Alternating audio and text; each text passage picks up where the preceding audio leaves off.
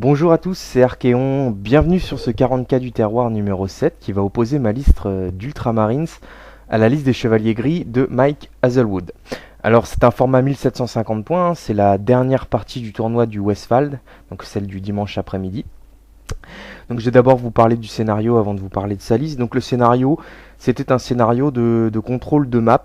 Donc on avait un déploiement marteau et enclume, il me semble, celui où on est face à face, on se déploie sur les largeurs. Ah, j'ai pas vérifié mon sujet, c'est pas grave. Bon, vous verrez le déploiement. Le but, c'est d'aller dans la zone de déploiement de son adversaire avec des unités d'au moins 5 figurines pour scorer un point de victoire. Et de choisir une de nos figurines secrètement. Donc lui, il avait choisi Draigo et moi, j'avais choisi mon maître de chapitre. Et de l'emmener dans la zone de déploiement adverse pour scorer 5 points de victoire. Également, la mort des QG rapportait 1 point de victoire.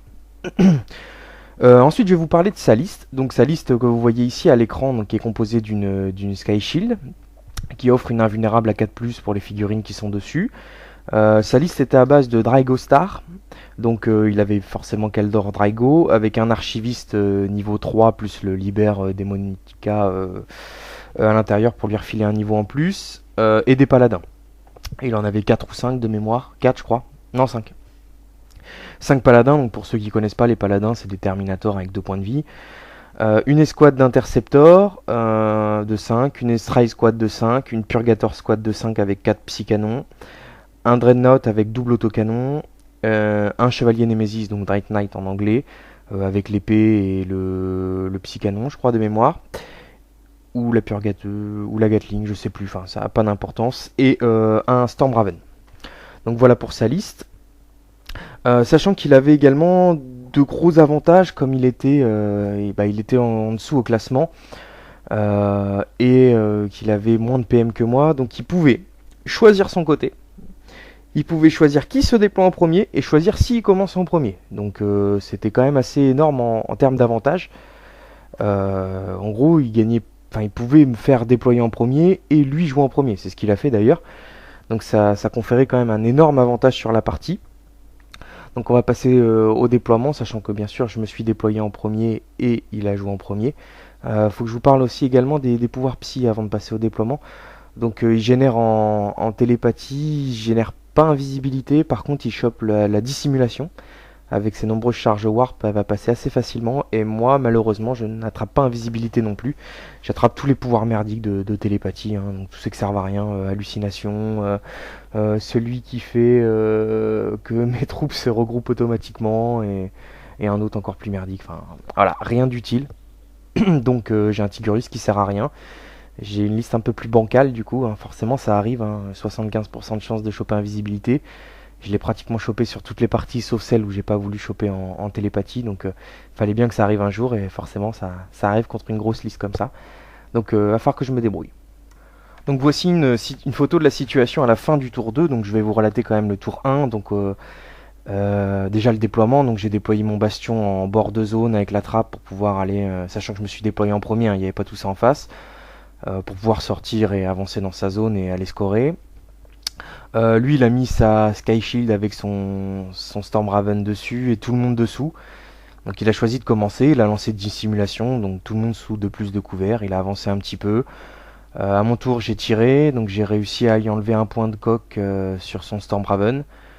Son tour 2, donc voilà, la situation à la fin de son tour 2, donc il fait la téléportation de ses interceptors autour de ma trappe comme ça. Hein, vous la voyez là, la trappe en bleu avec les intercepteurs autour, et il fonce avec son Stormraven devant ma porte. Donc ce qui fait que je peux pas sortir par la porte de mon bastion avec mes centurions. Je suis obligé de sortir par la trappe. Parce que je peux pas faire de débarquement d'urgence derrière le bastion comme je l'avais prévu en fait. Hein. À la base, je pensais qu'il allait téléporter son Nemesis dessus, sur la trappe, et que je puisse pas sortir. Donc je me suis dit, je vais sortir derrière. Après, il a rien pour venir contourner. Je vais faire le jeu du chat et de la souris. Je vais FP mes modules en fond de table. Hein, vous envoyez un là-bas. Parce qu'il y avait une petite ruine pour se cacher. Et puis je vais essayer de gagner à 1 ou 2 points de victoire. Et éventuellement d'aller mettre mon maître de chapitre bien à l'abri. Ça s'est pas passé comme ça en fait, hein. Ce que j'avais prévu ne s'est pas passé parce qu'il a été beaucoup plus malin que ça. Mike Hazelwood, qui est un faut le dire, un très très bon joueur, si ce n'est l'un des meilleurs du tournoi, hein. Enfin, selon moi, en termes de stratégie. Enfin voilà, bah, il m'a bien eu, quoi. Il m'a eu comme un bleu. Parce que regardez, je peux débarquer par la trappe, donc je peux pas faire de débarquement d'urgence. Mais en débarquant par la trappe, je vais me mettre dans la situation suivante, c'est-à-dire qu'en face de moi, je vais avoir un chevalier Némésis et sa Dragostar à 2 plus de couvert. Donc c'est compliqué, quoi. Donc soit je sors pas. Vous allez voir la décision que je vais prendre. Est-ce que je vais prendre la bonne, est-ce que je vais prendre la mauvaise? Sachant que si je sors, ça va être compliqué pour ma Santustar, hein. Voilà, je vais peut-être lui prendre une escouade et après c'est fini, quoi. Il va pouvoir me la charger, je serai pas invisible, je vais pas tenir au combat avec ses morts instantanées dues à ses armes de force. Donc est-ce que j'ai plusieurs possibilités à ce moment-là? Et on va voir comment je vais réussir à gérer ça. Donc ça c'est la situation à mon tour 2. Donc je choisis de sortir les Centurions. Voilà, parce que je me dis sinon il va m'entourer mon bastion, sachant qu'il n'a pas fait ses téléportations avec tout, il peut encore faire une téléportation avec Draigo, etc. Avec son pouvoir du portail. Donc je me dis qu'il peut entourer mon bastion et en faire un sarcophage en fait. Le détruire et puis du coup tout le monde meurt. Donc je me dis je suis obligé de sortir ma Santustar, donc je mets pas mon maître de chapitre dedans. Sachant qu'il vaut 5 points de victoire, je me dis je vais essayer d'aller l'assurer, lui assurer le coup, le mettre à couvert, essayer de retenir un petit peu ici. Et j'ai fait FP tous mes modules et j'ai fait rentrer mes scouts en attaque de flanc pour essayer de scorer un maximum de points derrière ces lignes. Donc il faut que je tienne un petit peu ici pour me laisser le temps, de scorer derrière. Donc je sors, j'ai le choix entre tirer sur le Nemesis ou tirer sur la Dragostar. Donc j'ai fait mes petites probas, mes petites stats. Donc si je tire sur la Dragostar, je vais tuer tous les Terminators, enfin tous les paladins. Entacher très certainement l'archiviste, mais je ne tuerai pas Draigo.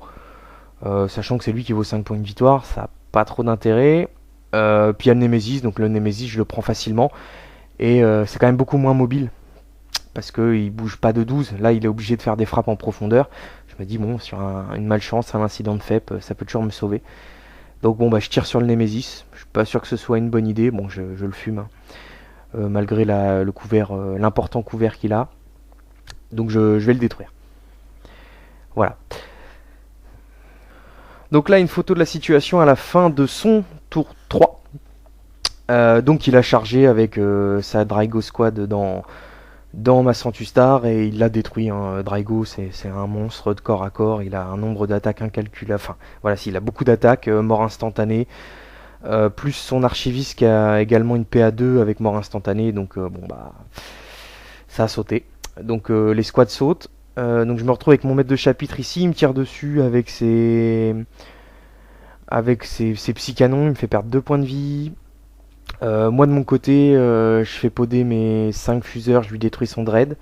Donc je suis assez, je suis bon en fond de cours. Donc j'ai 3 escouades, j'ai mes 5 fuseurs qui peuvent marquer un point, j'ai mes 5 tactiques qui peuvent marquer un point qu'ils voient pas, j'ai mes 5 scouts qui peuvent marquer un point.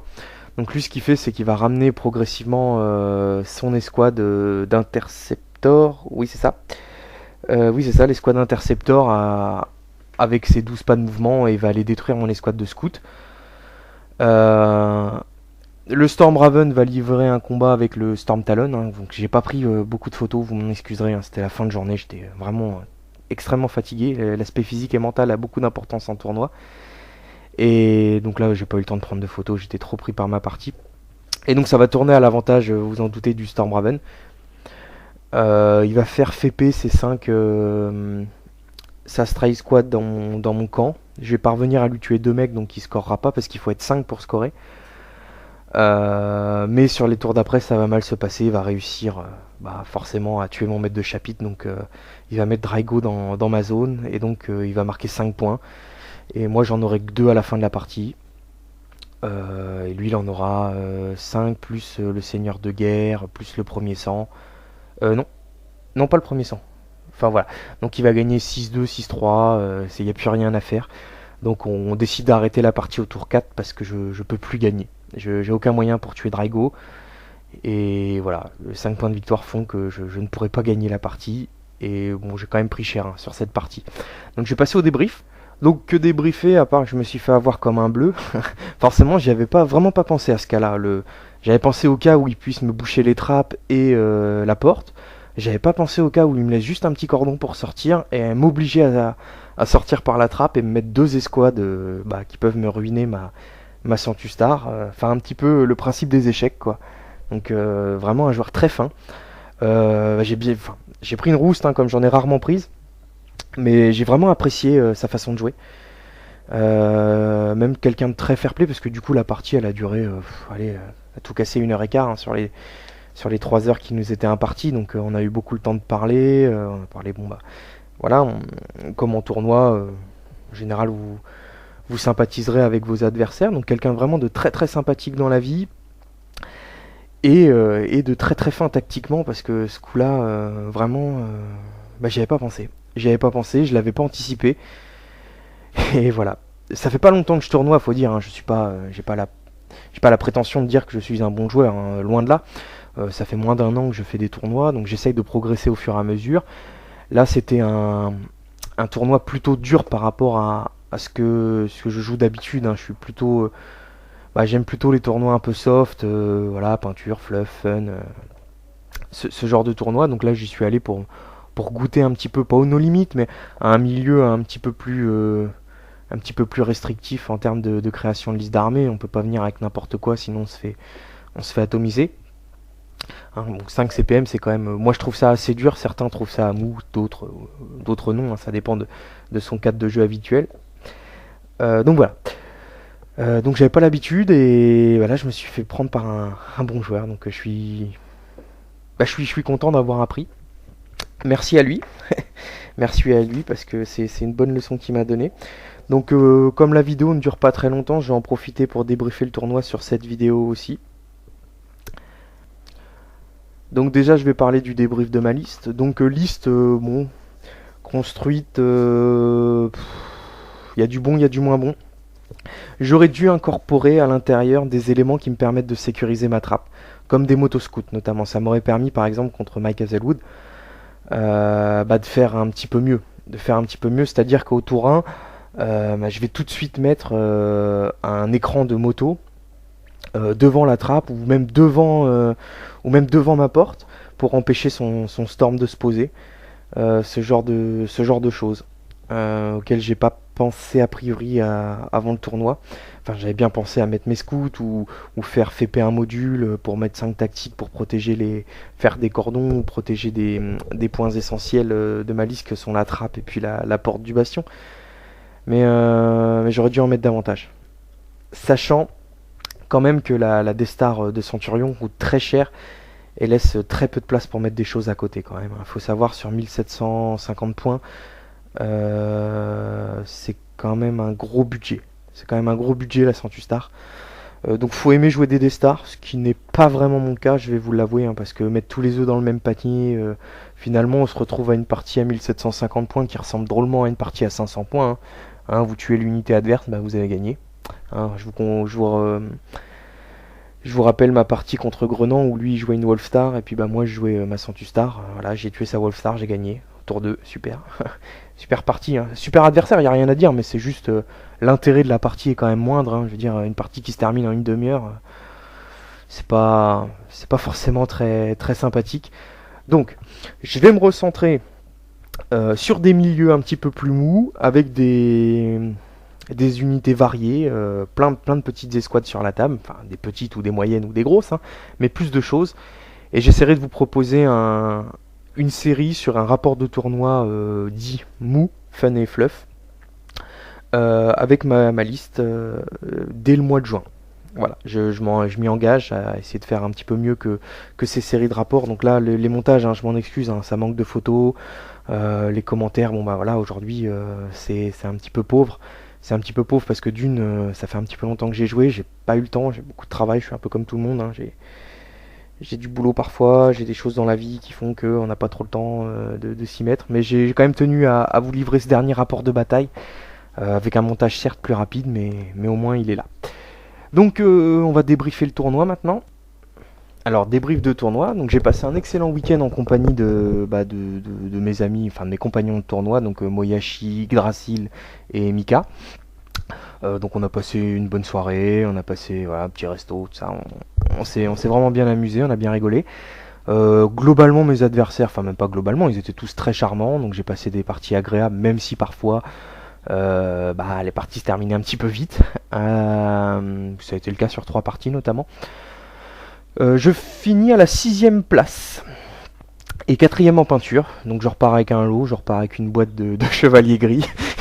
C'est quand même assez drôle quand on voit la pouille que je viens de me prendre, enfin j'ai pas la rancune, hein.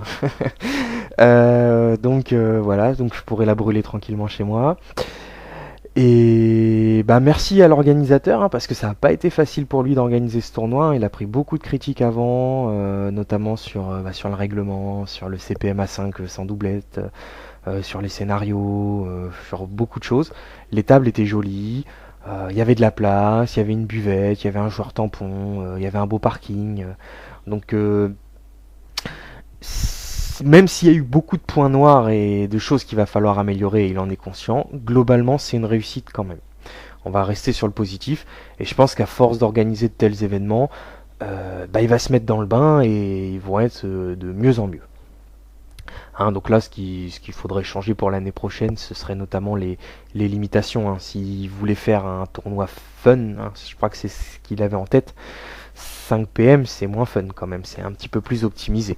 Donc faudrait soit abandonner le système des PM et faire un refus comme ça peut se faire, soit faire un système avec 0 PM par exemple. Par exemple, bon, c'est voilà, je suis pas organisateur, ce sera à lui de juger. Je verrai si j'y retournerai l'année prochaine. Ce sera en fonction forcément de ce que j'ai prévu à cette date-là, et puis des disponibilités de la vie. Hein. En général, on va au tournoi soit parce que c'est à côté de chez soi, soit parce qu'on a un week-end de libre. Donc voilà. Merci beaucoup d'avoir regardé mes rapports. Je vous remercie d'avoir laissé des commentaires, que ce soit sur le Warfo ou sur YouTube. Je reçois souvent des petits mails me disant machin s'est abonné à votre chaîne. Enfin, ça me fait très plaisir. Ça m'encourage à continuer. Et comme je vous l'ai dit, je m'engage dès maintenant à vous fournir des rapports pour fin juin. Voilà, des rapports un petit peu plus mous et fun, mais sur un tournoi aussi, donc quand même avec un petit peu de compétition. Merci beaucoup.